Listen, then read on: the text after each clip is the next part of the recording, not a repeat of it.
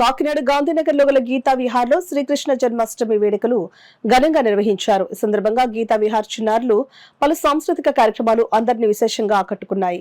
కార్యక్రమంలో భాగంగా గీతా విహార్ చిన్నారులు శాస్త్రీయ నృత్య ప్రదర్శనలు చేశారు. అదేవిధంగా చిన్నారులు అంతా ఒకే దుస్తులు ధరించి కోలాటం చేశారు. శ్రీకృష్ణ జన్మాష్టమి సందర్భంగా ఉట్టు కొట్టే కార్యక్రమాన్ని నిర్వహించారు.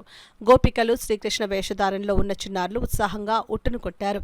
కృష్ణాష్టమి సందర్భంగా నిర్వహించిన వివిధ పోటీల్లో గెలుపొందిన చిన్నారులకు గీతా విహార్ అధినేత నాగమణి బహుమతులు అందజేశారు. అనంతరం నాగమణి మాట్లాడుతూ గీతా విహార్ ద్వారా సంస్కృతి సాంప్రదాయాల పరిరక్షణకు అనేక కార్యక్రమాలు అందిస్తూ పరిషత్ రాష్ట్ర నాయకులు గరిమెళ్ల అన్నపూర్ణయ్య శర్మ, పెండం శ్రీదేవి, విద్యార్థులు, వారి తల్లిదండ్రులు పాల్గొన్నారు. సంస్కృతి సంప్రదాయాలు నేర్పించాలి. అంతేకాకుండా వారి తల్లిదండ్రుల్ని ఇప్పుడు ముఖ్యంగా ఏం జరుగుతుందంటే అనాథాశ్రమాల్లో చేర్పిస్తున్నారు. అది జరగకుండా పిల్లలందరూ కూడా తల్లిదండ్రులు చాలా ప్రేమగా చూసుకోవాలి.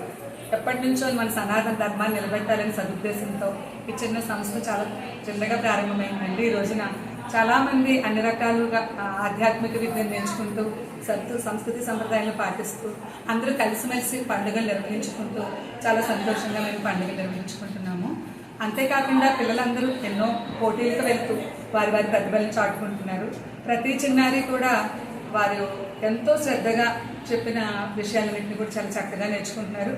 అంతేకాకుండా వారిలో ఉన్నటువంటి ప్రతిభను వెలికి తీయడానికి తల్లిదండ్రుల సహకారం కూడా ఎంతో చక్కగా ఉంది. ఏ పని ప్రారంభించిన తల్లిదండ్రులు వాళ్ళందరూ కూడా ముందుకొచ్చి ఆర్థికంగానే కాదండి ప్రతి విషయంలో ముందుకు వస్తున్నారు. అందరం కలిసి మేమందరికీ గీతా విహార్ అనేది ఒక వ్యక్తి కాదండి, ఒక శక్తి. ఎందరమో కలిసి ఈ శక్తిని ముందుకు నడిపిస్తూ శ్రీకృష్ణ పరమాత్మ ఎన్నో మంచి విషయాలు మా చేత చేస్తున్నారు. ఎన్నో ధార్మిక కార్యక్రమాలు చేస్తున్నాము. అనాథాశ్రమాలకి వీటికి సేవా కార్యక్రమాలు చేస్తున్నాము. ఎన్నో పేద పిల్లల్ని చదివించటం, అంతేకాకుండా అందరూ కలిసి చేస్తున్నదండి. ఇదంతా కూడా పేద పిల్లల్ని చదివించటం, అంతేకాకుండా అనారోగ్యంగా ఉన్న వాళ్ళకి హాస్పిటల్ ఖర్చులు భరించటం, ఇవన్నీ కూడా చాలా చేస్తున్నాము. కాబట్టి ఈ సంస్థని ఇలాగే ముందుకు నడిపిస్తూ అందరూ కూడా మాకు సహాయ సహకారాలు అందిస్తూ చాలా చక్కగా